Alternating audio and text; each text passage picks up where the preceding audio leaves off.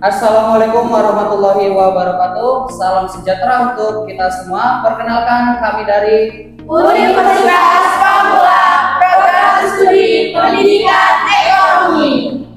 Kami akan menampilkan sebuah video untuk memenuhi tugas akhir untuk mata kuliah Ekonomi Internasional dengan judul Dampak Politik Terhadap Citra Ekonomi Indonesia di Mata Dunia. Selamat menyaksikan.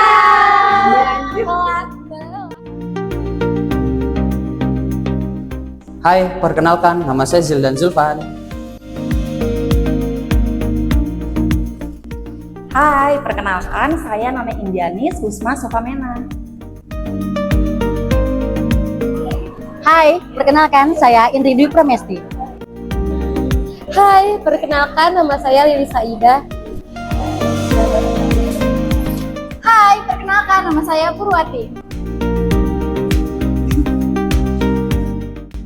Hai, nama saya Mutiara Wahyudinda.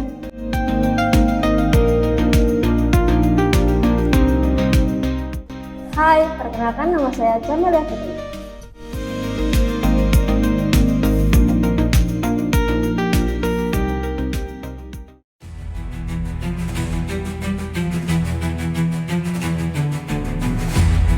Kami ajak Anda memantau situasi unjuk rasa terkini di Jalan Kuitang. Unjuk rasa yang dilakukan oleh warga terkait dengan informasi salah satu pengemudi ojek online tidak menutup kemungkinan akan bertambah lagi terkait dengan masyarakat yang datang ke gedung DPR MPR RI. Assalamualaikum warahmatullahi wabarakatuh. Perkenalkan, nama saya Indri Dwi Pramesti. Saat ini saya akan mewawancarai salah seorang pengusaha sekaligus dosen di Universitas Pamulang. Beliau adalah Bapak Tutug Sri Jatmiko, SPD, SH.MSI, yang sudah lama aktif di bidang pendidikan dan bisnis. Baik, selamat pagi Bapak. Pagi Mbak Dwi. Apa kabar Pak? Alhamdulillah sehat. Oke. Terima kasih Pak telah berkenan meluangkan waktunya untuk mewawancarai. Oke. Tema yang akan kita bahas itu cukup hangat ya Pak. Ya. Yaitu mengenai DPR bergolak, dampak demo terhadap citra ekonomi Indonesia di mata dunia. Ya. Mohon izin bertanya Bapak. Boleh, silakan. Bagaimana pandangan Bapak secara umum mengenai fenomena DPR yang terjadi beberapa waktu lalu? Oke. Jadi demo di DPR ya. Ya. Mbak Dwi, yang pertama yang perlu saya sampaikan, salam sehat, salam semangat, salam demokrasi. Amin. Demonstrasi itu dalam filosofi Ya. adalah sebuah ungkapan penyampaian pendapat. Betul. Ya. Ya. Nah, penyampaian pendapat di Indonesia yang menganut paham demokrasi Pancasila Ya. itu diakui dan dilindungi oleh hukum, yaitu di pasal 28 Undang-Undang Dasar 1945. Oke. Jadi dapat saya mengenai demo di DPR oleh adik-adik mahasiswa dan beberapa komponen yang lain itu sah Sah ya, Pak? dilindungi oleh hukum. Oke. Namun demikian, sebagai warga negara yang memiliki hak menyampaikan pendapat sesuai dengan undang-undang, dia juga dibatasi hak-haknya oleh hak orang lain. Oke. Artinya boleh menyampaikan pendapat, tapi jangan melanggar hak orang lain. Contohnya, kemudian dia merusak properti milik orang lain, Betul. merusak properti milik negara. Betul. Itu melanggar hak orang lain. lain. Dan itu tidak diperbolehkan di dalam negara Pancasila ini. Oke, Begitu baik. Mbak Dwi. Terima kasih Bapak.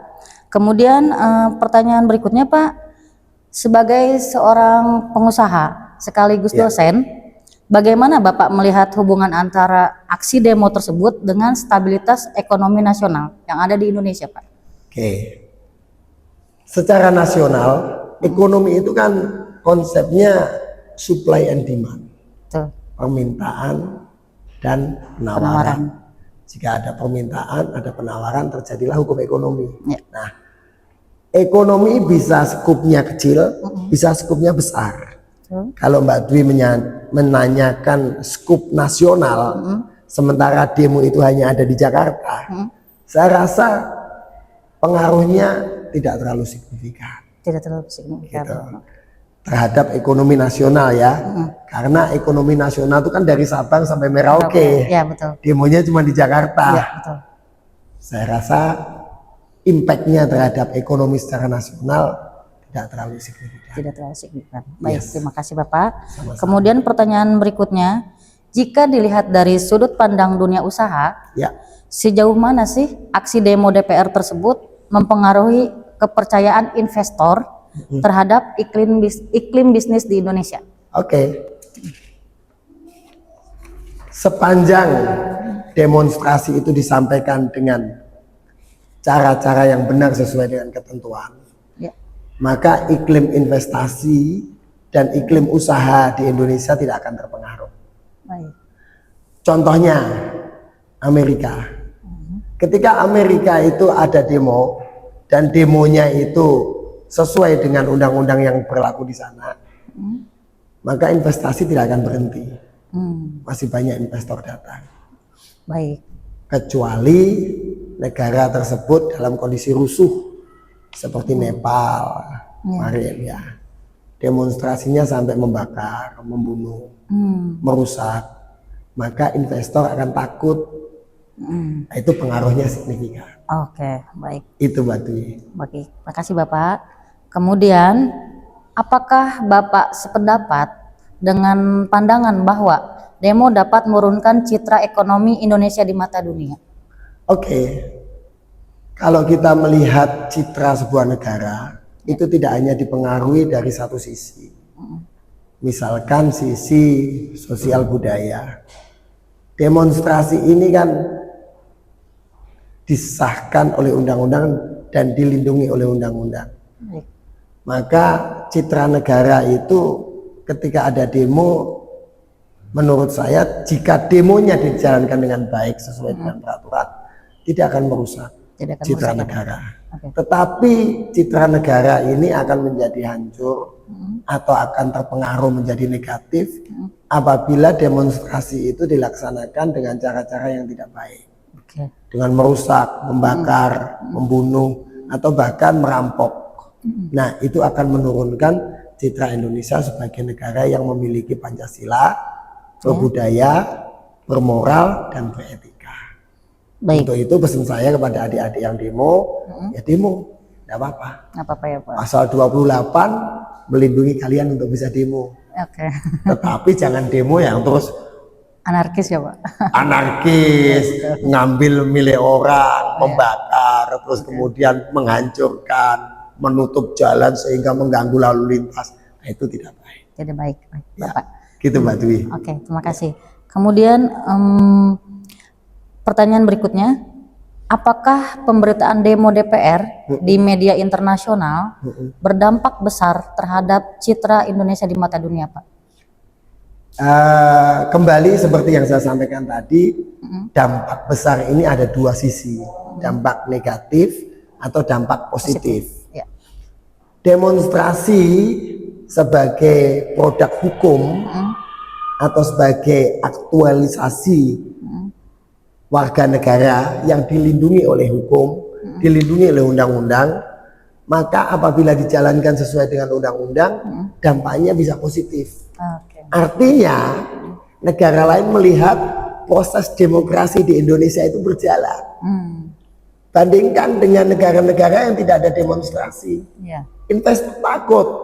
Jangan-jangan saya datang ke situ, nanti malah saya ini dikerjain sama pemerintah. Oke, betul. Karena demokrasinya nggak jalan. Ya. Demonstrasi itu menunjukkan bahwa demokrasi itu jalan. Tapi dilakukan dengan cara-cara yang baik. Baik, betul Bapak. Jadi kesimpulannya, kalau demonstrasi itu sebagai bagian daripada hak demokrasi dijalankan sesuai dengan undang-undang dan tidak mengganggu hak orang lain, tidak akan merusak citra, justru memperbaiki citra. Oke. Tapi kalau dijalankan dengan cara yang anarkis, merampok, merampas, merusak, itu tidak akan baik dan itu efeknya akan negatif terhadap citra bangsa Indonesia. Oke, baik Bapak, terima kasih. Pertanyaan terakhir nih Pak, Ya, silakan. apa pesan Bapak sebagai seorang pelaku usaha Ya. agar tetap optimis menjalankan bisnis meskipun situasi politik di dalam negeri ini kadang tidak stabil gitu Pak? Oke, stabilitas politik memang penting.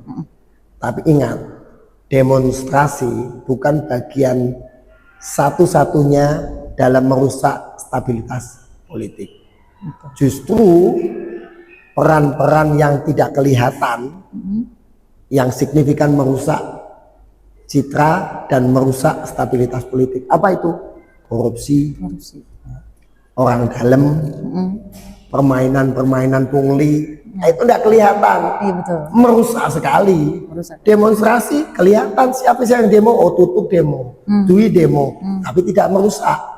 Insya Allah tidak akan mengganggu sektor usaha, sektor real dan sektor bisnis. Saya sebagai pengusaha, apabila ada adik-adik saya yang demo, silakan dek demo, saya sumbang bahkan, saya kasih air, saya kasih makanan, silakan demo dengan baik. Justru demonstrasi bisa membantu pengusaha untuk menyampaikan ide-ide pengusaha supaya ekonomi ini berjalan dengan baik. Oke. Pesan saya, demonstrasi sampaikan pendapat kalian dengan baik dan benar sesuai dengan Undang-Undang Dasar 45. Insya Allah negara kita akan maju. Begitu Mbak Dwi. Oke. Terima kasih. Terima kasih kembali Bapak. Terima kasih atas jawaban-jawaban Bapak yang sangat inspiratif dan pandangan yang sangat mendalam gitu. Baik teman-teman semuanya, begitulah sesi wawancara saya bersama narasumber kita kali ini. Jadi intinya demo itu diperbolehkan ya Pak, Sesuai dengan undang-undang. asalkan sesuai dengan undang-undang dan tidak berbuat anarkis gitu ya. Kurang lebih seperti itu ya. Yes. Oke. Terima kasih waktunya Bapak. Sama-sama Mbak Semoga Dwi. Bapak sehat selalu. Amin. Mbak Dwi juga Assalamualaikum sehat. warahmatullahi wabarakatuh. Waalaikumsalam warahmatullahi wabarakatuh. Terima kasih. Assalamualaikum warahmatullahi wabarakatuh. Selamat siang Bapak. Selamat siang. Sebelumnya terima kasih ya Pak karena telah meluangkan waktunya. Perkenalkan, nama saya Mutiara Wahyu Adinda, mahasiswa Fakultas Keguruan dan Ilmu Pendidikan, Program Studi Pendidikan Ekonomi Universitas Pamulang. Teman-teman, di sini saya bersama Bapak Jumino, SEME, selaku dosen di Universitas Pamulang. Pada kegiatan ini saya akan melakukan sesi wawancara terhadap Bapak Jumino terkait tentang DPR bergejolak, dampak demo terhadap citra ekonomi Indonesia di mata dunia. Sebelumnya, Pak, bolehkah saya tahu bagaimana pendapat Bapak secara umum mengenai gejolak politik terhadap ekonomi dalam lingkup internasional yang terjadi pada saat ini, Pak? Ya, jadi tadi karena demo mahasiswa dan juga masyarakat ke DPR, tentunya pasti ada hal-hal yang notabene kekecewaan berkaitan dengan kebijakan dari pemerintah, berkaitan dengan yang menyentuh terhadap kehidupan masyarakat, sehingga mereka kepingin meluruskan apa sih kebijakan yang cocok untuk masyarakat atau kehidupan masyarakat yang lebih bagus. Dan yang intinya bahwa mereka tuh ada kesalahan dalam kebijakan, mungkin kaitannya dengan kaitan dengan ketimpangan ekonomi, juga kaitannya juga dengan kesehatan, bisa jadi kaitannya dengan undang-undang yang disahkan oleh pemerintah, dan juga kaitan dengan pemakaian uang negara. Karena apapun rasanya, uang negara atau APBN harus dikembalikan kepada masyarakat. Nah, itulah gejala-gejala yang timbul sehingga terjadinya suatu demo yang dilakukan ke DPR ya. DPR, gitu. Intinya itu. Ya, baik. Nah, menurut Bapak, apa kaitan isu yang diangkat dalam aksi demo DPR kemarin ini dengan kondisi ekonomi masyarakat pada saat ini, Pak? Ya, tentunya tadi saya sudah sampaikan bahwa ketimpangan ekonomi itu sangat berpengaruh terhadap gejolak-gejolak yang timbul untuk demo ya. Karena tadi masyarakat contohnya harga-harga naik, dan juga banyak hal yang berkaitan dengan dunia usaha banyak juga terutama yang berkaitan dengan investasi di Indonesia, itu sangat berpengaruh juga. Kalau terjadi demo yang terlalu besar-besaran, itu mengakibatkan ekonomi dalam jangka pendek, itu akan berpengaruh juga kestabilan. Karena apapun alasannya, investor pasti ada 4 hal yang harus diperhatikan di dalam agar investasi asing itu masuk Indonesia. Yang pertama yaitu berkaitan dengan keamanan. Yang kedua berkaitan dengan stabilitas ekonomi. Yang ketiga, kondisi politik juga harus stabil atau kondusif. Yang keempat yaitu berkaitan dengan bagaimana kondisi dari kepastian hukum itu harus ada. Kalau nggak ada itu investor nggak mungkin akan masuk. Dan jangka pendeknya apa terjadi gejolak ekonomi itu, yaitu berkaitan dengan nilai tukar. Itu juga akan berpengaruh dalam jangka pendek. Kalau terjadi demo yang anarkis dan sebagainya. Terus ada juga berkaitan dengan katanya dengan nilai tukar dolar tadi udah ya, berkaitan juga dengan harga-harga. Itu di Jakarta demo aja seminggu, itu otomatis mulai gejolak-gejolak terhadap tadi. Nah, jangka panjangnya bisa juga dimengerti bahwa kalau di-maintain dengan baik, direspon dari sisi pemerintah merespon terhadap demo tadi, jangka panjangnya akan memperbaiki kestabilan ekonomi. Karena nggak akan timbul gejolak demo lagi. Gitu. Jadi itulah yang ada jangka pendek dan juga ada jangka panjangnya. Gitu. Nah, masih berhubungan dengan jawaban yang tadi Bapak jawab. Menurut Bapak bagaimana dampak aksi demo seperti ini terhadap persepsi investor, dunia usaha, serta iklim ekonomi Indonesia, Pak? Misalnya, apakah investor asing seperti dari Amerika Serikat atau Eropa akan ragu berinvestasi karena dianggap tidak stabil? Ya, tentu tadi saya sudah di depan sudah saya sampaikan, karena mesti harus lihat dari sisi keamanan juga. Kalau terjadi demo dan sebagainya, apakah aman kalau mereka menginvestasikan uangnya di Indonesia? Dan bagaimana juga kondisi kepastian hukumnya? Apakah udah pasti berkaitan dengan kepastian hukum? Yang ketiga juga berkaitan dengan apakah ada juga kaitannya dengan kondisi politik. Itu adalah berpengaruh juga. Karena kalau menaruh uang, contohnya kita mau investasi di Palestina, karena kan daerah konflik, nggak aman. Secara otomatis mereka akan juga, wah tahu-tahu udah bikin pabrik sehingga dibom. Nah gimana? Itu kan rugi, sehingga nggak mau lagi. Termasuk juga katanya dengan dunia usaha, itu sangat berpengaruh. Tapi alhamdulillah dengan adanya penggelontoran, ada kebijakan pemerintah 200 triliun dari Menteri Keuangan, tentunya ini sangat menjadi suatu angin segar buat dunia usaha, karena bisa jadi itu para UMKM itu akan tumbuh. Nah itulah makanya boleh dilakukan demo. Sebagai mahasiswa tentunya harus berpikir secara kritis dan juga tapi hindari berkaitan dengan yang katanya dengan anarkis. Iya, betul. Itu aja ya. Itu saya rasa itu. Baik, terima kasih banyak ya Bapak atas waktu dan penjelasan yang sangat berharga. Sama-sama.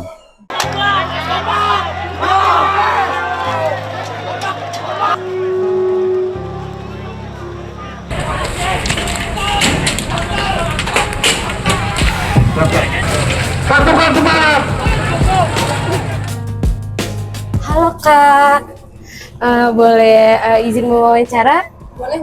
Saya mau ngobrol sedikit nih Kak soal aksi demo yang kemarin. Ya, kan ada beberapa mahasiswa tuh yang ikut demo juga ya, dan banyak juga diperbincangkan.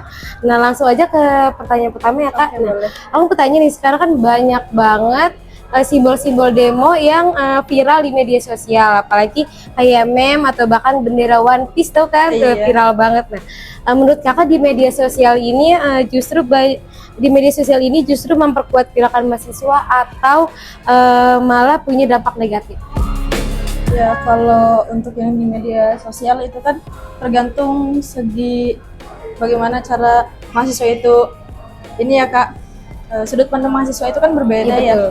Tapi menurut saya pribadi itu tuh media sosial itu sangat membantu untuk apalagi mahasiswa ataupun masyarakat yang belum tahu tentang isu-isu Indonesia sekarang lah. Jadi dengan adanya media sosial itu sangat membantu banget agar kita tuh lebih aware dengan kondisi Indonesia yang saat ini.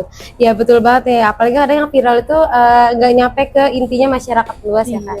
Oke, pertanyaan yang kedua ya, kalau misalnya demo ini benar-benar berujung pada perubahan atau kebijakan dari DPR atau pemerintah.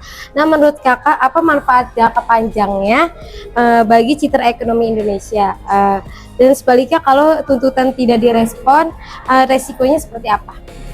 Oke, jadi tuntutan kemarin itu kan lumayan banyak ya, kayak menurut saya pribadi dari segi ekonomi ya, dari segi ekonomi ketika tuntutan itu direspon oleh pemerintah khususnya DPR RI, mungkin ini sangat meningkatkan citra baik Indonesia ya di mata dunia ataupun di mata masyarakat. Jadi nanti masyarakat atau mahasiswa juga kepercayaan kita tuh terhadap pemerintah lebih baik lagi. Kita lebih percaya pemerintah bisa mengatur Indonesia ini menjadi lebih baik gitu ya. Dan untuk orang luar negeri ataupun negara-negara lain mungkin itu juga bisa menarik investor itu biar apa ya namanya ya, untuk dia lebih tertarik untuk berinvestasi di negara kita Kak. Tapi kalau misalkan kondisinya berbalik, masyarakat juga akan kurang kepercayaan terhadap pemerintahnya. Terus dari pihak luar pun sama. Jadi kayak lah ini kondisi Indonesia tuh sedang tidak baik-baik saja. Ekonominya pun pasti tidak stabil dong. Dan investor juga pasti akan memilih negara atau tempat berinvestasi yang stabil ekonominya gitu kira-kira. Oke. Nah, di pertanyaan kedua nih, sekarang soal 17+8. Nah, itu kan viral banget ya Kak. Tuntutan rakyat yang banyak banget dibicarakan, nah, mencakup transparansi, reformasi dan empati pemerintah terhadap masyarakat. Nah, dari sudut pandang mahasiswa nih, Kakak tuh sebagai hima pendidikan ekonomi kan, jurusan pendidikan ekonomi. Bagaimana Kakak melihat hal ini?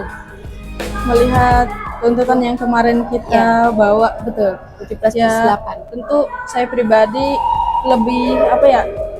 Ya mungkin sebelumnya itu nggak begitu tergerak gitu ya Kak untuk hal-hal yang seperti itu, tapi melihat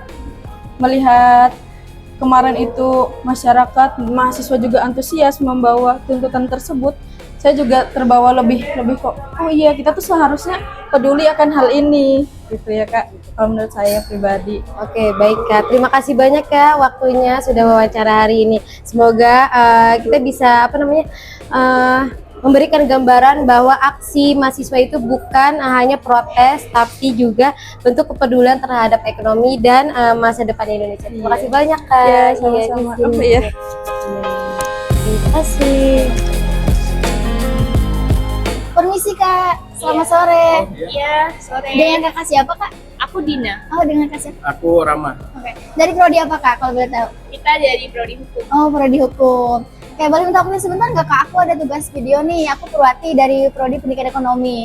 Nah, aku mau ngajuin 3 pertanyaan nih Kak. Kemarin kan kita sudah menyaksikan ya ada demo besar-besaran. Nah, aku mau ngajuin 3 pertanyaan. Nah, menurut Kakak nih, bagaimana menjawab kritik bahwa demonstrasi besar merugikan ekonomi lokal seperti kayak toko tutup, kemudian kerusakan sehingga justru merugikan rakyat? Menurut Kakak bagaimana? Menurut saya dari kritik ekonomi ya, saya sebagai mahasiswa hukum memiliki pandangan yang cukup krusial dengan kejadian yang kemarin ya. Sangat disayangkan sekali kerusakan banyak terjadi di masyarakat, terutama yang kita saksikan kemarin itu di halte bus, terus gedung-gedung DPR yang terbakar, itu sangat disayangkan sekali. Kerusakan ekonominya justru sangat merugikan negara, terutama dari bidang perekonomian. Oh iya, betul. Baik, itu saja sih dari saya ya. Kalau ada tambahan atau? Mungkin ya sama sih begitu. Iya, intinya banyak merugikan masyarakat ya, karena tadi banyak merusak fasilitas-fasilitas, terlebih ekonomi seperti itu. Oke, kita mau ke pertanyaan kedua ya Kak. Oke. Menurut Kakak nih, apa kekurangan dari demo? Nah, seperti kayak potensi kekerasan atau penjarahan, kemudian yang meningkatkan kita pada peristiwa 1998. Nah, dan bagaimana itu mempengaruhi citra ekonomi kita terlebih di mata internasional atau mungkin di Indonesia sendiri gitu Kak? Menurut saya sih gini ya, jadi kalau misalnya emang pada tahun 1998 itu kan banyak terjadi kekacauan yang ribet banget gitu ya. Sebenarnya sih kalau kita tarik dari apa namanya tuh kejadian kemarin tuh hampir sama tuh. Tapi akankah mungkin sih kalau misalnya kita lebih teratur, pihak dari aparat, dari aparatur sipil negara segala macamnya enak nih diajak kompromi, diajak kerja sama bisa, dan para petinggi negara juga mendengar nih keluhan dari demo-demo terutama dari mahasiswa ya.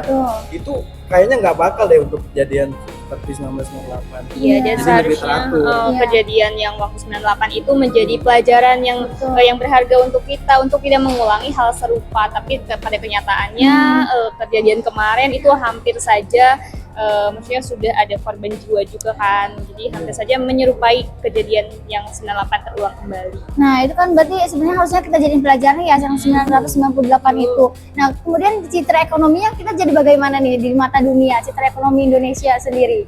Ya kalau misalnya aman sih ya mungkin ini kan berita demo kan udah sampai ke luar negeri ya kemarin, sampai ke media-media luar. Andai kata nggak ada korban jiwa kemarin sih kemungkinan masih aman. Cuman sekarang sih harusnya sih udah banyak tuh citra kita yang bisa dibilang kurang baik ya, kurang baik di mata dunia internasional, terutama dari segi ekonomi. Iya, berarti itu juga mempengaruhi ekonomi ya Kak, sangat citra kita. mempengaruhi. Nah bahkan kalau kita tahu ya kemarin tuh ada beberapa isu yang bahwasannya banyak negara luar yang menarik sahamnya ya, betul atau tidak? Dengar nggak Kak? Iya, oh iya betul. Ada Apple juga narik saham berapa persen kan jadi turun banget itu karena ya tingkat kepercayaan juga udah demo segala macam. Berarti kemarin betul ya keterkaitan dari demo berpengaruh terhadap ekonomi. Nah, satu lagi nih Kak yang mohon izin di sini jika diberi kesempatan nih Kakak buat duduk di gedung DPR sebagai perwakilan, apa 3 hal konkret yang akan Anda atau kakak-kakak minta untuk ditandatangani atau ditindaklanjuti? Nah, yang kemungkinan berpengaruh terhadap regulasi ekonomi. Kira-kira apa? Yang pertama itu transparansi anggaran ya. Untuk anggaran itu harusnya DPR lebih transparan terhadap pengeluaran, pemasukan anggaran agar kita sebagai masyarakat tahu nih uang ini kemana. Seperti itu. Terus yang kedua itu ada kebijakan ekonomi yang pro rakyat. Tentunya dengan adanya pengeluaran dan pemasukan ini kita harus tahu nih dana ini digunakan untuk apa. Terutama untuk kepentingan rakyat itu sendiri, bukan digunakan hal yang tidak penting atau malah merugikan masyarakat gitu aja sih. Kalau kakaknya ada tanggapan? Mungkin kalau saya jadi maksudnya duduk di kursi bersama DPR, mungkin saya yang pertama sih untuk ke ekonomi sih lebih memperhatiin UMKM ya. UMKM yang kecil itu kan harusnya lebih diperhatikan gitu loh, dari segi tempat, segi ketersediaan dan fasilitas mereka, agar maksudnya mereka kan nggak mungkin yang selamanya UMKM kecil, pasti kan mereka akan lebih meningkat atas dasar dari bantuan juga dari pemerintah. Itu sih salah satu dari saya. Intinya berarti kesimpulannya kita bisa lihat bahwasannya ketika kakak dapat diberikan kesempatan, kakak menuntut ketransparansian ya dari laporan-laporan itu sendiri, kemudian dari UMKM-nya lebih diperhatikan seperti itu, sehingga tadi bisa meningkatkan perekonomian Indonesia seperti itu ya. Oke Kak, terima kasih banyak ya. Selamat sore. Selamat sore Pak. Iya, sore juga. Mohon maaf mengganggu waktunya dan kegiatannya nih hari ini. Perkenalkan, nama saya Indianis Sofamena dari Universitas Pamulang. Iya. Sebelumnya saya mau memberitahu dulu maksud dan tujuan saya. Iya. Saya ingin mewawancarai Abang. Boleh, silakan. Boleh. Iya boleh. Ya, ini lagi nggak nunggu orderan? Enggak. Oke, kita wawancara santai aja ya. Oh iya siap. Sebenarnya saya mau wawancara terkait aksi demo kemarin. Oh yang demo kemarin ya? Ya. Abang tuh ngeliat nggak sih, ngeliat langsung nggak atau gimana? Saya sih sempat lihat di berita sama di media sosial, rame banget kemarin.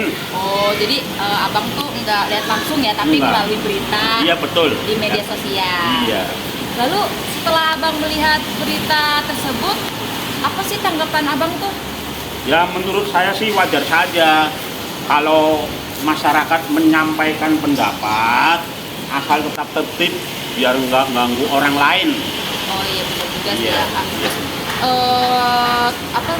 dari aksi kemarin apakah mengganggu kegiatan abang nih sebagai ojol? Ya sebagai ojol sih ada ini gangguan ya. Satu, jemputnya jauh-jauh. Oh, jadi menerima ordernya jauh-jauh. Iya, jauh-jauh, betul. Iya. Terus apa lagi tuh bang? Terus ya harus jalan lalu lintas selalu macet. Macet ya? Iya, di karena aksi mana-mana demo macet. DPR kemarin ya? Iya, betul. Macet sekali. Tapi waktu demo kemarin abang tetap beroperasi gitu ya? Iya. Lalu nih bagaimana nih tanggapan abang, masukan abang untuk perekonomian Indonesia? Semoga aja ekonomi makin stabil, harga-harga nggak naik, dan pemerintah bisa dengar suara rakyat, biar nggak ada demo-demo lagi. Benar sih ya. Iya. Terus dengan demo kemarin tuh tarif ojol abang tuh bagaimana tuh? Oh, tarif sama. Oh, sama aja? Iya. Mau jaraknya jauh dekat sama saja? Iya, sama. Oh, gitu. Iya.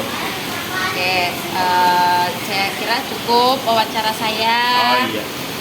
Terima kasih dan maaf sudah mengganggu. Oh ya, maaf sebelumnya namanya siapa ya bang? Oh, Aris.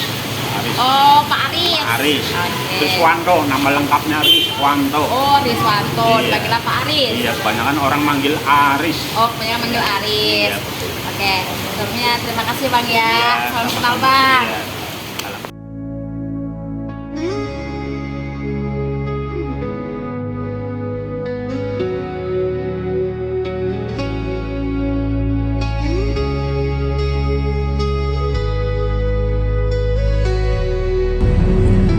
Halo sobat, di sini siapa yang sempat ikut mantau hebohnya aksi demonstrasi di depan gedung DPR kemarin? Ternyata ada kejadian yang langsung menyentuh pandangan dan juga batin kita loh. Yuk kita bedah bareng-bareng kenapa demo ini terjadi dan apa dampaknya terhadap citra ekonomi masyarakat Indonesia. Kalau kita flashback beberapa waktu yang lalu, inti akar permasalahan dari demonstrasi ini yaitu masyarakat sangat kecewa terhadap kebijakan pemerintah pada waktu itu. Bayangin, masyarakat yang sedang mengalami ekonomi menurun tetapi malah dengar tunjangan dan juga fasilitas para anggota DPR ini naik. Sangat tidak adil, bukan? Harga kebutuhan pokok naik tetapi pendapatan masyarakat tidak ikut naik juga. Akhirnya masyarakat sangat kecewa terhadap kebijakan pemerintah. Pada saat itu terjadilah aksi demonstrasi besar-besaran, membuat kericuhan sampai akses perjalanan ditutup dan aktivitas ekonomi menjadi terganggu. Nah, disinilah efeknya mulai terasa teman-teman. Karena pedagang kecil yang kehilangan pembeli, ojek-ojek online yang sepi orderannya, lalu para pelaku UMKM omsetnya menurun drastis, transportasi macet, hingga kepercayaan masyarakat terhadap pemerintah ikut menurun. Dampak yang dirasakan oleh para masyarakat dan para pelaku UMKM pastinya bukan hanya kestabilan ekonomi saja, tetapi pendapatan dan juga kesejahteraan sehari-hari. Harapan masyarakat ke depannya untuk pemerintah dan juga para anggota DPR pastinya dalam membuat kebijakan untuk lebih memikirkan rakyatnya, menciptakan keadilan dan juga kesejahteraan bersama. Sekian itu saja yang dapat saya bedah. Salam sejahtera untuk kita semua. Oke, untuk yang selanjutnya kita akan membawakan sedikit dari penyebab atas terjadi konflik yang belum lama terjadi di Indonesia ini, yaitu adalah demo DPR ya, yang dilakukan oleh para masyarakat Indonesia yang tidak puas dengan kinerja para pemerintah kita, yaitu terutama di lembaga legislatif alias DPR ya. Salah satu penyebabnya mungkin kalian semuanya sudah pada tahu. Yang pertama itu dari anggaran pemerintah ataupun anggaran biaya mereka itu sangat amat besar. Kenaikannya dari sebelumnya sangat amat signifikan dan itu menimbulkan dampak yang tidak puas dari para masyarakat Indonesia dengan kebijakan dari lembaga legislatif tersebut yang mereka menaikkan anggarannya.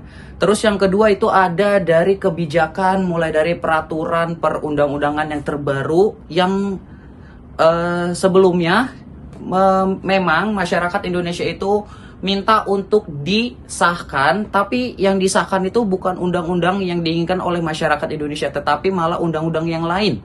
Yang selanjutnya itu adalah terkait dengan para lembaga-lembaga di Indonesia yang mereka itu tidak transparan terhadap pengeluaran ataupun juga anggaran yang telah mereka keluarkan untuk mereka melakukan kebijakan ataupun mereka melaksanakan tugas sebagai perwakilan lembaga ataupun perwakilan masyarakat di Indonesia. Itu salah satu mungkin penyebabnya ya.